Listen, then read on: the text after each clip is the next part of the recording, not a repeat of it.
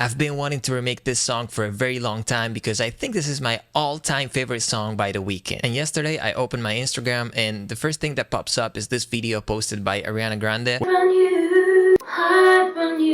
where she is recording vocals for a new version, a new remix of Die For You that is actually coming out today. And lately I also started hearing this song on the radio more and more in Los Angeles. Crazy, still on the radio 5 years later. So I thought, okay, it's finally time to do this. We're gonna break down and remake The Weeknd's biggest hit 7 years later.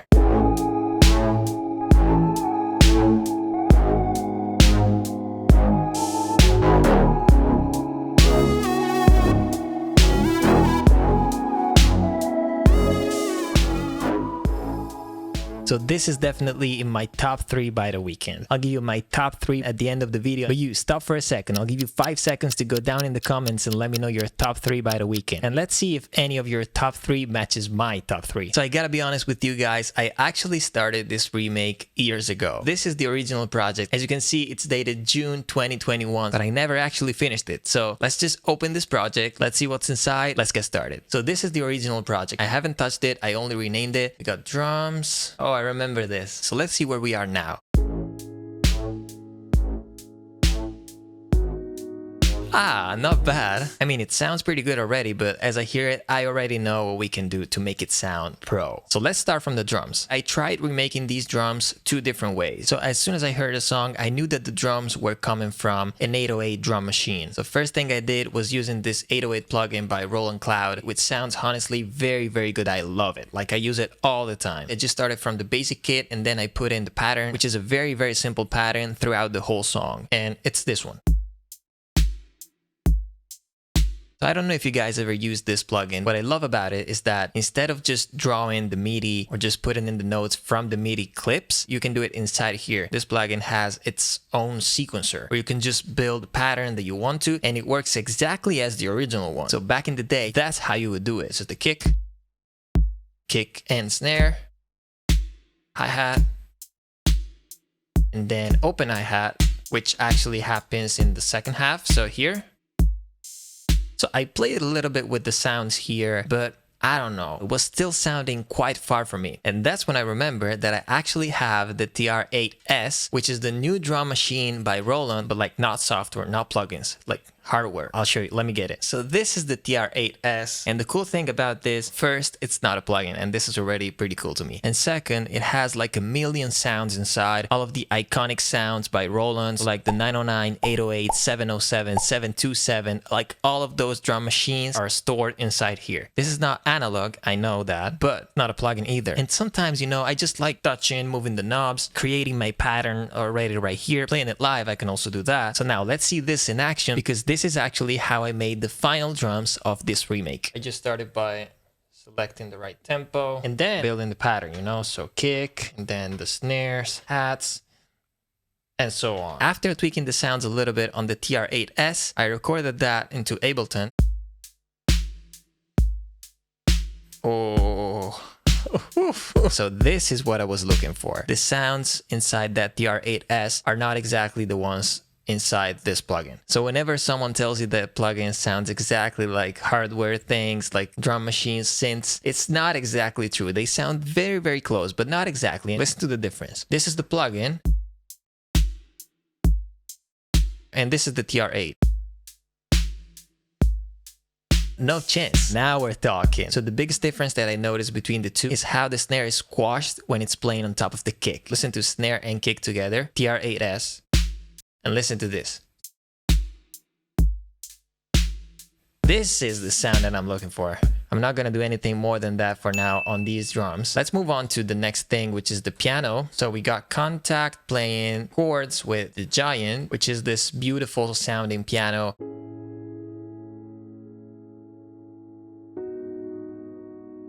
So these are the chords, but actually I noticed that in the record, the piano is not only playing the chords like that, like I did here. It's actually playing a little melody on top of each chord, so I'm gonna record that in right now.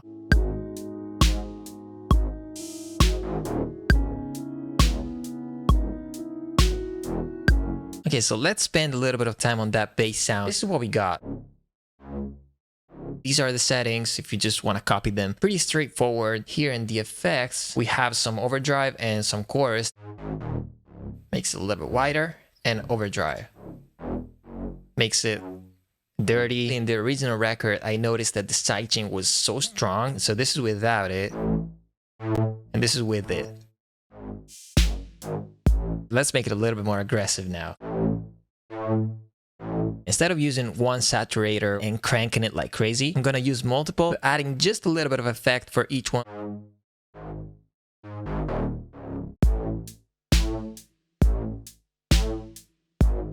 Mono up to probably 120, 130, because remember that we have the chorus inside the Jupiter, so this bass is not mono, but I want it to be below 120, 130 hertz. Those need to be mono. Okay, another one. Let's keep going. This one's gonna help us a lot. I love this plugin.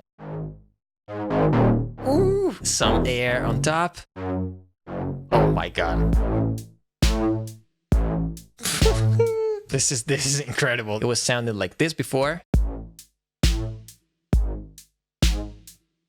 And now, ooh. So this song is definitely inspired by old school sounds. So I thought about using a bit reduction plugin, Decimort, and this way we can add a little bit of harmonic distortion on top of the sound, which is going to help a lot whenever we need to play the sounds like from phones. If you want to make sure that the bass is actually noticeable, you're not going to do that boosting the low frequencies because the phone just doesn't have those frequencies. But if you add a little bit of harmonic distortion on top of the sound, this is going to definitely help hearing the bass line even on very small sound systems like phones. So it's very subtle, but it's definitely working. And using this jitter, for example, listen to what it does to the sound if I just boost it like crazy.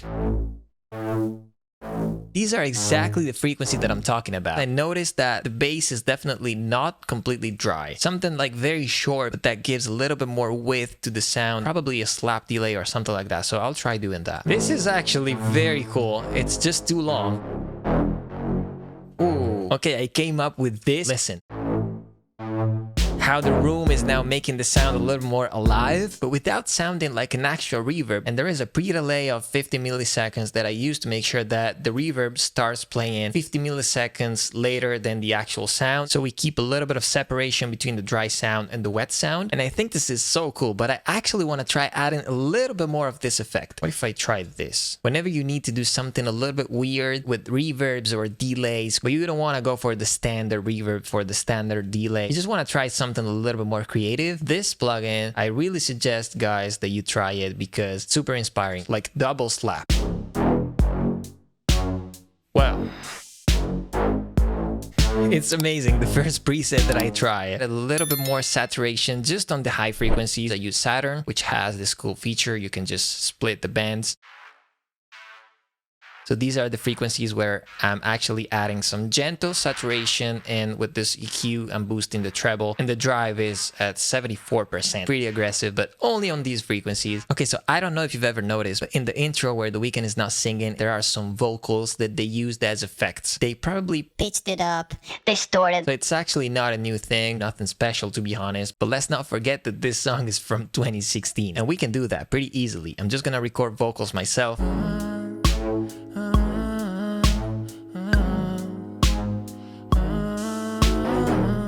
I actually ended up recording it with this microphone here because this is just better for vocals. I know this is just a vocal effect, but I still wanted to record like proper vocals, and this one is an amazing microphone. I went very hard with the tuning so that when transitioning between notes, the auto-tune was actually noticeable. Hear this?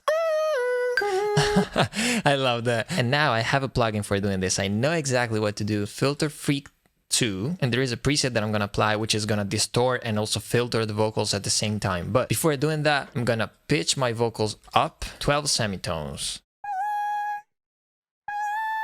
Pretty cool, right? Multi-stage distort, and it says loud. I'm not gonna press play because I'm gonna kill you. I'm just gonna turn down the track like by a lot. Let's see how it sounds now. Oh yeah. Okay. Okay, we're getting close. Oh, wow. There is a little bit of modulation that I can hear in their sound. A little bit less. So this is the plugin of the day, guys. Here it's distorting, but I actually don't care. It's minus 19. I'm just gonna keep it quiet in the mix. I don't care. And then there is also another layer, but like the lower octave. So I'm gonna do something similar for the lower octave. Couple more things left. There is one crunch lead with overdrive on it, which I love. Okay, so here I don't want a triangle. I want like a square. Oh my god, exactly this one.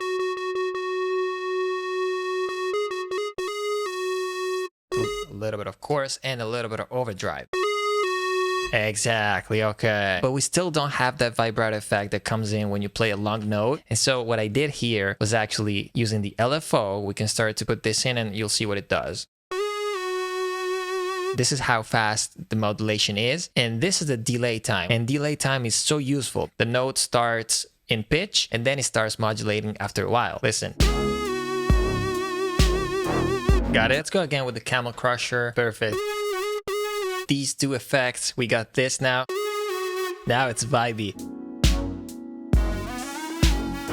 Yeah, I love this. Another big thing that I noticed is that in the chorus, a sub bass is coming in. It sounds a little bit like an 808 bass. And to do that, I'm not going to use an 808, by the way. So I'm just going to create a very simple 808 sound out of the Minimoog. This one by UAD is just... And one thing that we gotta pay attention to is that this sound has a long tail. In the verse, instead, the bass is like short, but then when the chorus comes in, it all opens up, the bass is long, but it's not this patch that we created before that becomes longer. That patch stays exactly the same, but underneath that, we're gonna have a sub bass with just a longer tail that gives us that good feeling that we need for the chorus. DK, overload, even longer. So can you hear the difference? This is the verse where we don't have the sub bass, right? The bass is super tight, and now we get here and we can try to have the same feeling also on the piano. What we can do is compress it even more. Listen how now the piano is so present. Even when playing these long chords. This time I'm gonna try and use RC20. On piano sounds, it actually works pretty well, so. There is one more synth that I want to try to replicate, so I have to search for a preset because I'm pretty sure that this is a preset coming from one of those vintage keyboards. So I'll spend some time looking for something similar and I'll see you at the end. Okay, I got it. I found it inside the Korg Wave Station. Yeah, oh my god. This might be my favorite sound of the whole song. I know it doesn't make sense, but I just love it. These kind of sounds sometimes were coming from mono synths. So instead of making it fully mono, I'll just reduce the width a little bit and see how it sounds. Yeah. Right there in the middle. I quickly added one more pad just in the chorus to make sure that we had the full chorus underneath the piano. Something very simple like this. So the chorus now is complete. The only thing that's missing are a couple of layers of drums that come in just for the chorus. I can hear a little shaker here on the right. I found this loop. I'm gonna chop it and tweak it a little bit, but in the record to make it more interesting, I think they put a little flanger. So nice. It's so subtle. It's not sounding like a loop that repeats over and over because it's always a little bit different. And then I'm gonna use LFO tool in a very interesting way. Okay. So when the shaker gets here, it's a little bit quieter than when it's here.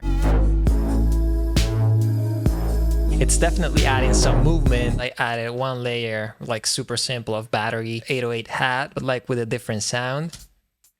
Just doing this. Okay, now after adding a little bit of mastering, this is our final remake of Die For You by The Weeknd.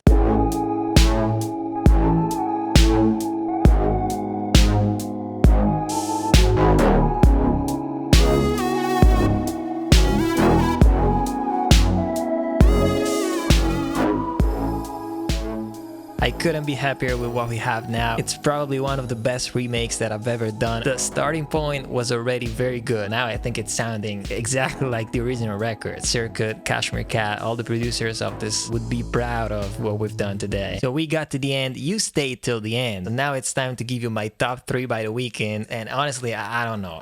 It's difficult. Die For You, Starboy, Blinding Lights. What about I Feel It Coming? And Can't Feel My Face? Out of Time? Oh, Jesus. That's impossible. possible. So Blinding Lights, I heard it so many times that I almost hate it now. Like I used to love it, but now I cannot put it in the top 3. So my final answer is number 3, I Feel It Coming. Number 2, Can't Feel My Face. Number 1, Die For You. But there's so many, like Starboy. It's a never-ending game. I can't do this. I really hope that you enjoyed this video. I hope that you got something out of it and that it wasn't too confusing for you. But in case you have any doubts, you know that I'm always in the comments replying to every single one of you. Also guys, let me know what you want to see. If you have any specific ideas, any specific requests, like if you have something that you would like to see, you would like to learn, because if I can help, I will do it. So smash the like button if you like the video, and please subscribe to the channel because it's a great way of letting me know that you like what I'm doing and that I need to keep doing that. We need to like expand, we need to spread the word. So if you're not subscribed yet, go ahead, do it. It's free, it's easy. Thank you so much for watching again, and I'll see you in the next one.